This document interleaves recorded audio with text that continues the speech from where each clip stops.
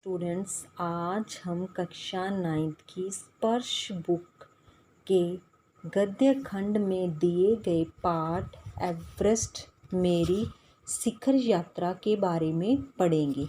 यह पाठ वचेंद्री पाल द्वारा लिखा गया है। यह एवरेस्ट की चोटी पर चढ़ने वाली प्रथम महिला थी।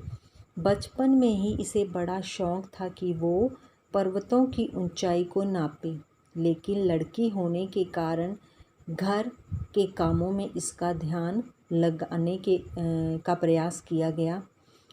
वचेंद्री पहाड़ों पर चढ़ना चाहती थी, लेकिन उसके बड़े भाई उसे ऐसा कार्य करने से रोकते थे, लेकिन वह अपने छोटे भाई को खूब उकसाते थे। वचेंद्री को ये बात बहुत बुरी लगती थी। वचेंद्री की जब पढ़ाई पूरी हुई तो इंडियन माउंटेन फाउंडेशन ने एवरेस्ट अभियान पर जाने का साहस रखने वाली महिलाओं की खोज शुरू की। वचेंद्री इस अभियान दल में शामिल हो गई। ट्रेनिंग के दौरान वचेंद्री 7,500 मीटर ऊंची मान चोटी पर सफलतापूर्वक चढ़ी। कई महीनों के अभ्यास के बाद आखिर वह दिन आ गया जब उन्होंने एवरेस्ट विजय के लिए प्रयास किया, यानी कि उन्होंने एवरेस्ट की चोटी पर चढ़ने का जो अभियान था उसको शुरू किया काफ़ी महीनों की मेहनत के बाद। वचेंद्री जब अपनी यात्रा के लिए एवरेस्ट की ऊंचाइयों पर गई तो उसने अपने हर दिन के हर पल के अनुभव को स्वयं ही कलमबद्ध किया, यानी कि उसको लिख डाला। यह लोहमर्शक अंश वचेंद्री के उस अंतिम पड़ाव से शिखर तक पहुंचकर तिरंगा लहराने के पल पल का ब्यौरा बयान करता है। इसे पढ़ते हुए ऐसा लगता है जैसे पाठक भी उनके कदम से कदम मिलाता हुआ सभी खतरों को खुद झेलता हुआ एवरेस्ट के शिखर पर जा रहा है। यानी कि जब पाठक है, जो रीडर है, जो पढ़ने वाला है इस पाठ को, तो उसे लगता है कि जैसे जैसे वचेंद्री एवरेस्ट की ऊंचाई पर जा रही है वो भी उसके साथ जा रही हैं, क्योंकि उसने हर पल के अनुभव को अपनी जो बुक है, जहाँ वो लिखती थी उसमें कलमबद्ध किया है। उसी का ये अंश मात्र है ये पाठ। एवरेस्ट अभियान दल 7 मार्च को दिल्ली से काठमांडू के लिए हवाई जहाज़ से चल दिया। यानी कि दिल्ली से काठमांडू के लिए 7 मार्च को वे लोग चले, किस लिए? एवरेस्ट की ऊंचाई पर जाने के लिए। एक मजबूत अग्रिम दल बहुत पहले ही चला गया, यानी कि उनसे आगे भी एक समूह था, एक दल था कई मेंबरों का, वो चला गया था, जिससे कि वह हमारे बेस कैंप पहुंचने से पहले दुर्गम हिमपात के रास्ते को साफ कर सके। यानी कि जो बेस कैंप था वहाँ पहुँचने से पहले वहाँ जो हिमपात हुआ था, बर्फबारी हुई थी रास्ते में, तो उसको साफ करता हुआ आगे बढ़े। नमचे बाजार शेर पोलैंड का एक सर्वाधिक महत्वपूर्ण नगरीय क्षेत्र है। नमचे बाजार है जो शोरपालैंड का एक सर्वाधिक, यानी कि सबसे ज़्यादा महत्वपूर्ण नगरीय क्षेत्र है। अधिकांश शेरपा इसी स्थान तथा यहीं के आसपास के गांवों के होते हैं। यह नमचे बाजार ही है जहां से मैंने सर्वप्रथम एवरेस्ट को निहारा, जो नेपालियों में सागर माथा के नाम से प्रसिद्ध है। यानी कि जब वो नेपाल पहुँचे तो वहाँ उन्होंने सबसे पहले एवरेस्ट को देखा था। वो कह रहे हैं कि एवरेस्ट को यहाँ सागर माथा के नाम से जाना जाता है। मुझे यह नाम अच्छा लगा। एवरेस्ट की तरफ गौर से देखते हुए मैंने एक भारी बर्फ का बड़ा फूल देखा जो पर्वत शिखर पर लहराता एक ध्वज सा लग रहा था। यानी कि उसने एक पहाड़ के ऊपर क्या था, बर्फ़ जमी हुई थी, ऐसे लग रहा था जैसे वो कोई फूल हो तो, और वह या फिर वह क्या हो, एक झंडे के समान हो जो सफ़ेद रंग का हो और ऊंचाई पर लहरा रहा हो।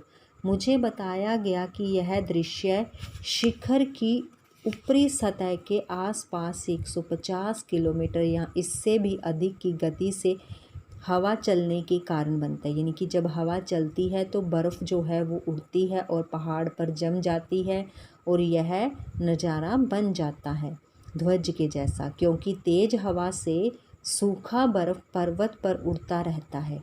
बर्फ़ का यह ध्वज 10 किलोमीटर या इससे भी लंबा हो सकता था। शिखर पर जाने वाले प्रत्येक व्यक्ति को दक्षिण पूर्वी पहाड़ी पर इन तूफ़ानों को झेलना पड़ता था। विशेषकर ख़राब मौसम में यह मुझे डराने के लिए काफ़ी था। फिर भी मैं एवरेस्ट के प्रति विचित्र रूप से आकर्षित थी और उसकी कठिनतम चुनौतियों का सामना करना चाहती थी। बचेंद्री कह रही है कि जब हम नेपाल पहुँचे तो वहाँ हमने जाना कि एवरेस्ट को सागर माथा कहते हैं, और फिर हमने देखा कि ऊंचाई पर एक क्या था, ऐसा लग रहा था सफ़ेद ध्वज लहरा रहा हो। यह किस कारण से था? क्योंकि वहाँ तेज़ हवाएं चलती थी और बर्फ़ को उड़ाकर अपने साथ ले जाती थी और ऐसा दृश्य लगता था जैसे कि कोई झंडा फहराया जा रहा हो जो सफ़ेद रंग का हो। अब क्या था, वहाँ की जो कठिनाइयाँ थी, खतरे थे, उनके बारे में लेखिका ने सुना था, लेकिन फिर भी उसके मन में क्या था, एक निश्चय था कि वह इस चुनौतियों को पार करेगी और एवरेस्ट पर जाएगी। जब हम 26 मार्च को पेरिस पहुँचे, हमें हिमस्खलन के कारण हुई एक शोरपा कुली की मृत्यु का दुखद समाचार मिला। जब 26 मार्च को हम पेरिस पहुँचे तो हमने एक समाचार मिला कि एक कुली है जिसकी मृत्यु हो चुकी है। किस कारण? हिमस्खलन के कारण, बर्फ़ के पिघलने के कारण, टूटने के कारण क्या हो गया, उस कुली की मौत होगी। खुम्बू हिमपात पर जाने वाले अभियान दल के रास्ते के बाईं तरफ सीधी पहाड़ी के धंसने से लहोत्से की ओर से एक बहुत बड़ी बर्फ़ की चट्टान नीचे खिसक आई। क्या हुआ था कि जो खुम्पू हिमपात पर जाने वाले अभियान दल के रास्ते के बाईं तरफ सीधी पहाड़ी के धंसने, यानी कि एक सीधी पहाड़ी थी जो धंस गई थी और लहोत्से की ओर से एक बहुत बड़ी बर्फ़ की चट्टान थी जो वो खिसक आई थी। 16 शेरपा कुलियों के दल में से एक की मृत्यु हो गई थी और 4 घायल हो गए थे। इस हिमस्खलन की वजह से 5 जने थे जिनको क्षति हुई थी, एक की मौत हो गई और 4 घायल हुए। इस समाचार के कारण अभियान दल के सदस्यों के चेहरों पर छाए अवसाद को देखकर हमारे नेता कर्नल खुल्लर ने स्पष्ट किया कि एवरेस्ट जैसे महान अभियान में खतरों को और कभी कभी तो मृत्यु भी आदमी को सहज भाव से स्वीकार करनी पड़ती है। अब क्या था, जो हमारे दल के नेता थे कर्नल खुल्लर, उन्होंने कहा कि ऐसी ऊंचाई पर जाते हुए हमें अनेक खतरों का सामना करना पड़ सकता है, हमारी मृत्यु भी हो सकती है। उपनेता थे जो वो प्रेमचंद थे, नेता थे जो वो कर्नल खुल्लर थे और उपनेता प्रेमचंद थे जो अग्रिम दल का नेतृत्व कर रहे थे। 26 मार्च को, अग्रिम मतलब आगे जाने वाला दल था, जो 26 मार्च को पेरिस लौट आई। उन्होंने हमारी पहली बड़ी बाधा खुम्बू हिमपात की स्थिति से हमें अवगत कराया। उन्होंने बताया कि खुम्बू हिमपात के क्या हो गया है कि जो पहाड़ी है वो पिघल गई है और खिसक गई है। उन्होंने कहा कि उनके दल ने कैंप 1 जो हिमपात के ठीक ऊपर है वहाँ तक का रास्ता साफ़ कर दिया है। उन्होंने जानकारी दी कि उन्होंने रास्ता साफ़ किया है। उन्होंने यह भी बताया कि पुल बनाकर, रस्सियाँ बांधकर तथा झंडियों से रास्ता चिन्हित कर सभी बड़ी कठिनाइयों का जायज़ा ले लिया गया है।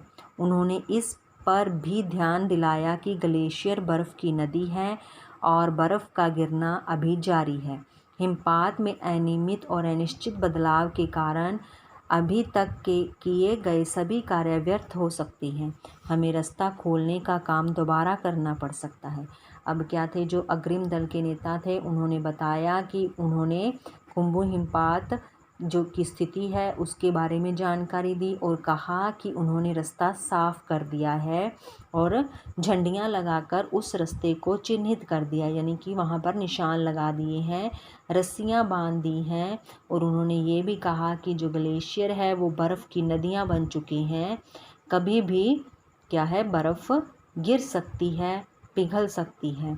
उन्होंने कहा हिमपात में अनियमित और अनिश्चित बदलाव के कारण कुछ भी हो सकता है और उनका जो किया हुआ कार्य है, जो उन्होंने रास्ते साफ़ किए हैं, वो सारे बेकार हो सकते हैं कि वहाँ पर दोबारा से बर्फ़ भी जम सकती है। तो बेटा आशा है कि यहाँ तक आपको चैप्टर समझ आ गया होगा। इसको आप पढ़ लेना, बाकी का हम सेकंड वीडियो में करेंगे। धन्यवाद।